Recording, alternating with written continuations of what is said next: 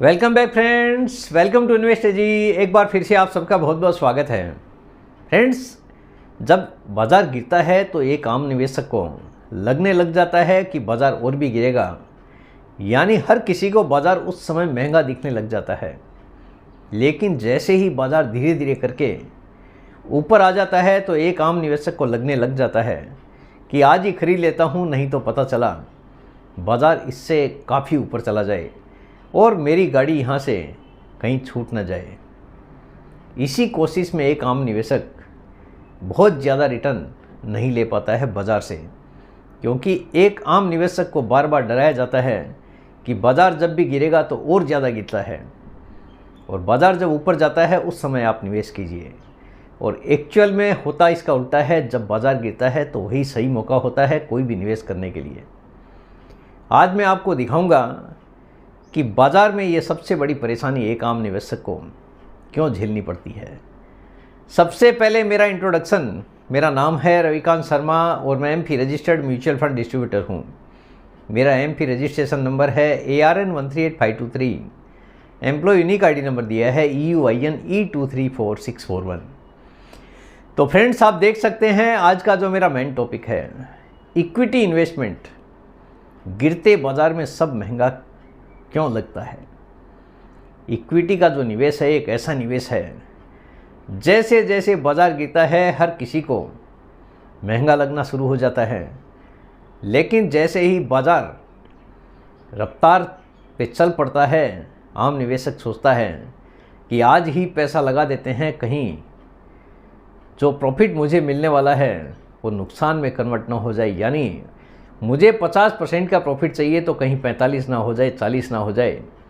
अभी तो काफ़ी तेज़ गति से बाज़ार भाग रहा है, मैं भी गंगा बह रही है तो क्यों न बहती गंगा मैं भी अपना हाथ धो लूँ। लेकिन होता ऐसा है कि जैसे ही ऊंचे भाव में एक आम निवेशक का इन्वेस्टमेंट करना शुरू होता है, बाज़ार का गिरना शुरू भी हो जाता है। जिस किसी ने शॉर्ट टर्म का टारगेट रखा है 2%, 5%, 10%, जैसे ही इसका उल्टा 2%, 5%, 10% बाज़ार गिरना शुरू होता है, आम निवेशक के लिए पेशेंस रखना काफ़ी मुश्किल हो जाता है। अगर वही पैसा आप गिरते बाज़ार में इन्वेस्टमेंट करेंगे तो आपको बड़ा फ़ायदा देखने को मिल सकता है। देखिए, स्टॉक मार्केट गिर रहा है लेकिन आपको सब कुछ महंगा क्यों लग रहा है? क्या यह सिर्फ आपको ही महसूस हो रहा है या इसके पीछे कोई बड़ी सच्चाई छुपी है? नंबर 1 पॉइंट देखिए, market fear and sentiment effect. सबसे बड़ा कारण यही है कि लोगों के अंदर एक डर, एक भय पैदा हो जाता है बाज़ार की गिरावट के साथ ही, क्योंकि हर किसी को अपना पैसा प्यारा होता है। जैसे ही बाज़ार में थोड़ी भी गिरावट शुरू होती है, एक आम निवेशक को लगने लग जाता है कि कहीं मेरा पैसा डूब न जाए। इसी डूबने के डर से वो रिडेम्पशन करने को तैयार हो जाते हैं, और यही आम निवेशक के लिए सबसे बड़ा नुकसान का कारण साबित होता है। जब शेयर बाज़ार गिरता है तो निवेशकों में डर बढ़ जाता है, लोग घबराहट में निवेश निकालने लग जाते हैं, घबराकर अपना पैसा पूरी तरह से निकालना शुरू कर देते हैं, जिससे बाज़ार और गिरता है। क्योंकि जितना ज़्यादा रिडेम्पशन आएगा, जितना ज़्यादा बाज़ार से पैसा निकलेगा, उतनी ही गिरावट बाज़ार में देखने को मिलती है। तो इसी के कारण एक आम निवेशक अपना पैसा निकालने को मजबूर हो जाता है। इस डर का असर आम लोगों पर भी पड़ता है और उन्हें लगता है कि आने वाले समय में महंगाई और बढ़ेगी, क्योंकि हर किसी को अपना कल देखना होता है कि आज तो पैसा है, कहीं यहाँ पे बड़ा नुकसान हो गया तो काफ़ी मुश्किल खड़ी हो जाएगी। इसी केस में उनको लगता है कि कहीं महंगाई बढ़ गई तो खर्चा किधर से आएगा, क्योंकि किसी के पास भी अगर एक्स्ट्रा पैसा है वही यहाँ पे आपको लगाना चाहिए। अगर आपको जिस पैसे की ज़रूरत है उस पैसे को आपने यहाँ इन्वेस्टमेंट कर दिया तो आप अपना नुकसान करने को मजबूर हो सकते हैं। इसी वजह से लोग ज़्यादा खरीदारी करने लग जाते हैं। कई बार आपने नोटिस किया होगा कि बाज़ार में आलू की अगर डिमांड बढ़ गई, आलू महंगा होता है, वैसे वैसे उसमें ख़रीदारी शुरू हो जाती है। लोगों को लगता है कि आज 20 रुपये किलो है, कल 40 हो जाएगा, बेटर है मैं तो 7 दिन का स्टॉक रख लेता हूँ। कोई भी चीज़ आप पकड़ के देखिए, जिस चीज़ में ज़्यादा तेज़ी से प्राइस बढ़ती है, इसका मतलब लोगों में एक भय फैल जाता है कि कहीं और ज़्यादा महंगा ना हो जाए, बेटर है मैं आज ही खरीद के बैठ जाता हूँ, एटलीस्ट महीना 20 दिन का स्टॉक लेके बैठ जाता हूँ, तब तक हो सकता है सस्ता भी हो जाए। यही असर होता है बाज़ार की गिरावट का भी।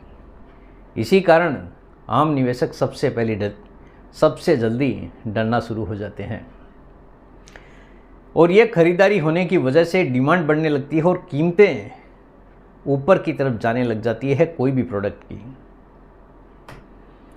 रुपए की कमज़ोरी, ऐसे समय में जब बाज़ार गिरा है तो रुपए की कमज़ोरी भी हावी हो जाती है बाज़ार पे।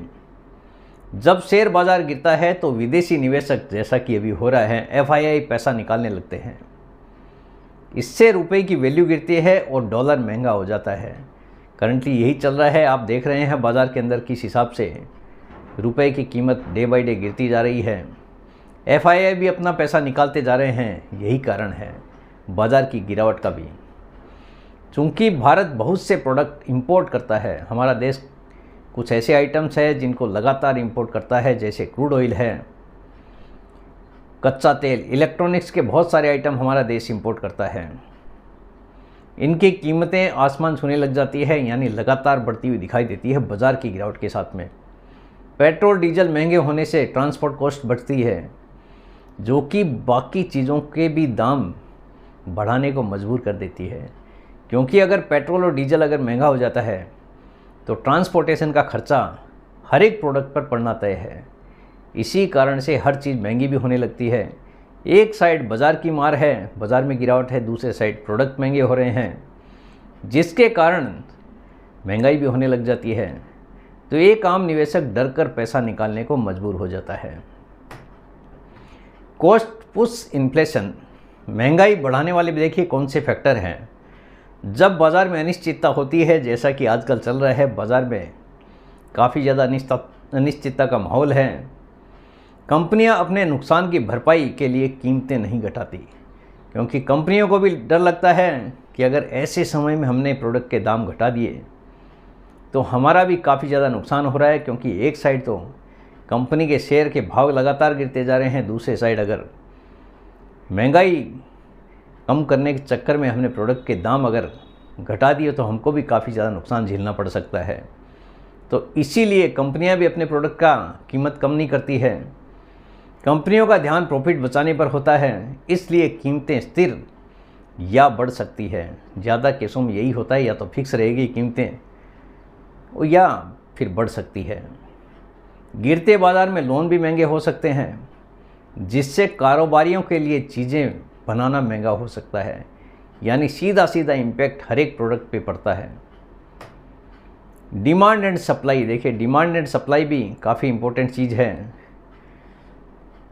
डिमांड एंड सप्लाई का असर कुछ सेक्टर बाज़ार गिरने के बाद भी टिके रहते हैं, जैसे FMCG, दवाइयाँ। आपने नोटिस किया होगा इतना ज़्यादा बाज़ार गिरा है, लेकिन FMCG पे थोड़ा सा इम्पैक्ट कम आया है।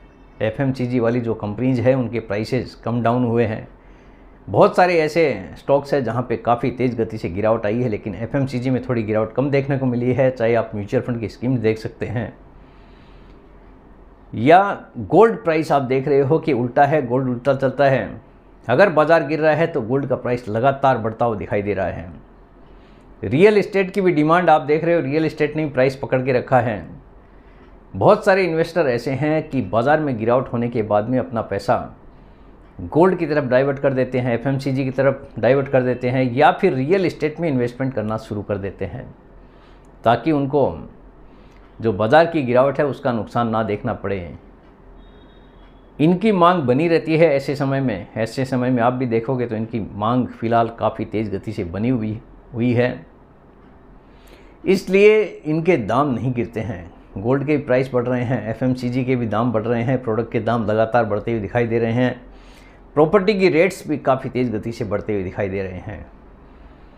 निवेशक सेफ हेवन एसेट्स, यानी इनको सेफ हेवन बोला जाता है, जहाँ पे इन्वेस्टमेंट करना शुरू कर देते हैं। जैसे गोल्ड की ओर भागते हैं, आजकल गोल्ड में काफ़ी तेज़ गति से पैसा आ रहा है, जिससे इनकी कीमतें बढ़ जाती है। क्योंकि जितना ज़्यादा इन्वेस्टमेंट आएगा, जितनी ज़्यादा डिमांड बढ़ेगी, इनका प्राइस का बढ़ना तय है। तो आखिर सच क्या है? गिरते बाज़ार में देखिए, महंगाई सिर्फ डर की वजह से नहीं बल्कि आर्थिक कारणों से भी होती है, आर्थिक कारणों से बढ़ती है।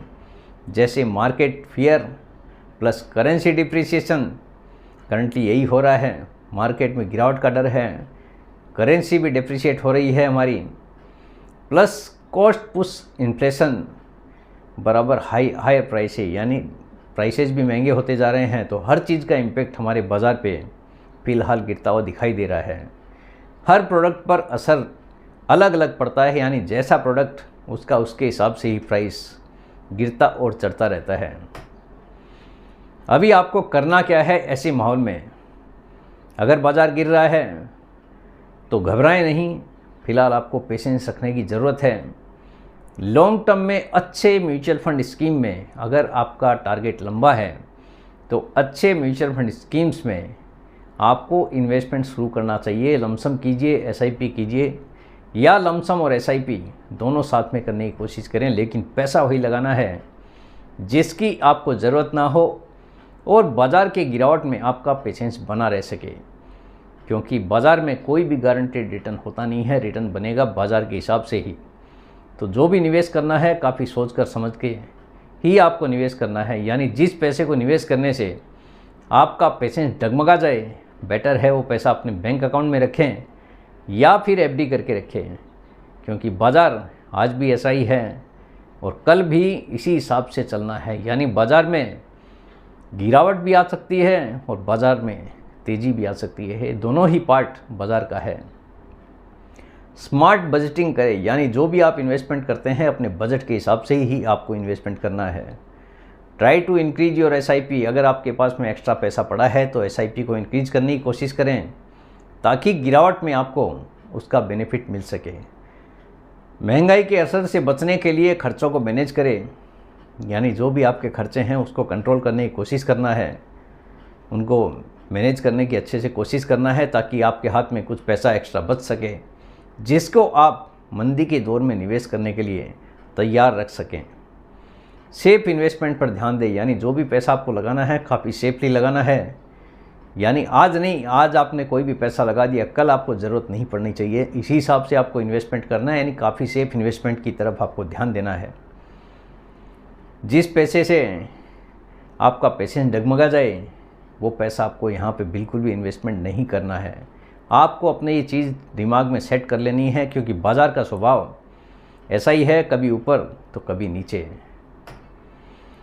तो फ्रेंड्स, उम्मीद करता हूँ आपको आज का ये वीडियो पसंद आ गया होगा। वीडियो अगर पसंद आ गया, वीडियो को लाइक करना, शेयर करना बिल्कुल मत भूलिए। बेल आइकन पे ज़रूर क्लिक करके रखिए, चैनल को ज़रूर सब्सक्राइब कीजिए। जितने ज़्यादा लोगों के साथ में हो सके शेयर कीजिए ताकि हर किसी को इसका बेनिफिट मिल सके। Thank you very much friends, thanks for watching this video.